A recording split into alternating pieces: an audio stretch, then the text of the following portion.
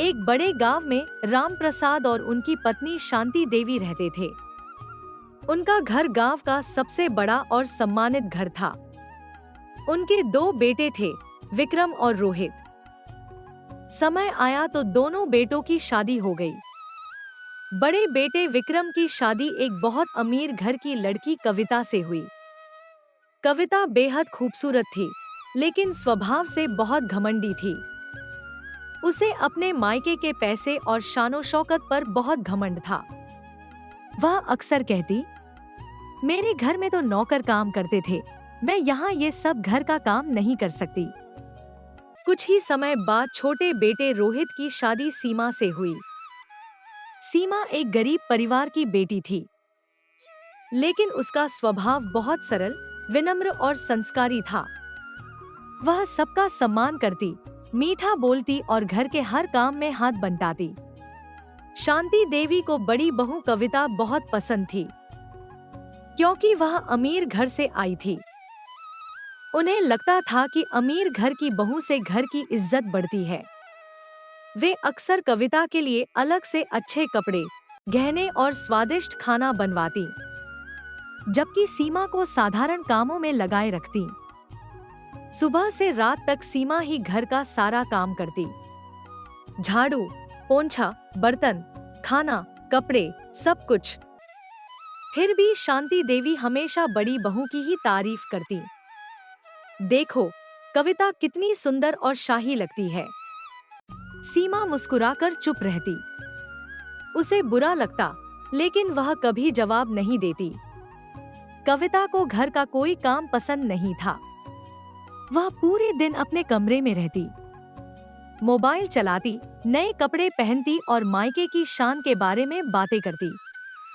कई बार वह सीमा को नीचा दिखाते हुए कहती, तुम्हारे जैसे गरीब घर की लड़कियां तो यही काम करने के लिए होती हैं।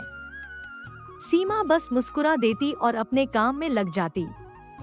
रोहित कई बार अपनी पत्नी सीमा का दुख समझता था। वह कहता, तुम इतना सब करती हो, फिर भी माँ पिताजी तुम्हारी कदर नहीं करते। सीमा शांत स्वर में कहती, कोई बात नहीं, बड़ों का सम्मान करना हमारा कर्तव्य है। कुछ महीनों बाद राम प्रसाद जी की तबीयत अचानक खराब हो गई। उन्हें शहर के बड़े अस्पताल ले जाना पड़ा। इलाज में बहुत खर्च आने लगा। विक्रम और कविता से मदद मांगी गई। कविता ने साफ मना कर दिया, हमारे पास अभी बहुत खर्चे हैं, हम इतना पैसा नहीं दे सकते। असल में कविता अपने लिए नए गहने खरीदना चाहती थी। उसने विक्रम को भी अपने माता पिता की बातों में फंसा दिया। विक्रम भी चुप रहा। राम प्रसाद जी की हालत और खराब होती गई। शांति देवी बहुत परेशान थी।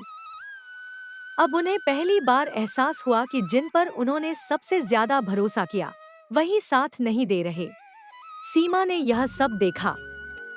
उसने बिना कुछ कहे अपने शादी के गहने निकाल लिए। वह रोहित के साथ शहर गई और अपने गहने बेच दिए। उन पैसों से ससुर जी का इलाज शुरू कराया। शांति देवी ने यह देखा तो उनकी आंखों में आंसू आ गए। बेटी, ये तुमने क्या किया? सीमा ने फोल्डेड हैंड्स के साथ कहा, मां जी, परिवार से बढ़कर कुछ नहीं होता। शांति देवी चुप हो गई। उनका सिर शर्म से झुक गया। कुछ दिनों बाद राम प्रसाद जी की हालत थोड़ी सुधरी, लेकिन इसी बीच कविता ने एक और धोखा दिया। घर के कुछ जरूरी कागज और पैसे लेकर वह अपने मायके चली गई। उसने कहा, मुझे इस परेशानी में नहीं रहना। विक्रम भी उसके साथ चला गया। शांति देवी के पैरों तले जमीन खिसक गई। जिन्हें उन्होंने हमेशा सिर पर बिठाया, वही उन्हें मुश्किल समय में छोड़कर चले गए। सीमा ने पूरे घर की जिम्मेदारी संभाल ली। वह अस्पताल, घर और सास ससुर सबका ध्यान रखती। रात को भी जागकर दवा देती। राम प्रसाद जी धीरे धीरे ठीक हो गए। एक दिन उन्होंने सीमा का हाथ पकड़कर कहा, बेटी, हमने तुम्हारे साथ बहुत अन्याय किया। शांति देवी रोते हुए बोली, हमें माफ कर दो, हमने अमीरी देखकर भेदभाव किया। सीमा की आंखों में भी आंसू थे। मान जी, आप मेरे बड़े हैं, मुझे आपसे कोई शिकायत नहीं। कुछ समय बाद कविता वापस आई। उसे पता चला कि राम प्रसाद जी की संपत्ति अब सीमा और रोहित के नाम कर दी गई है।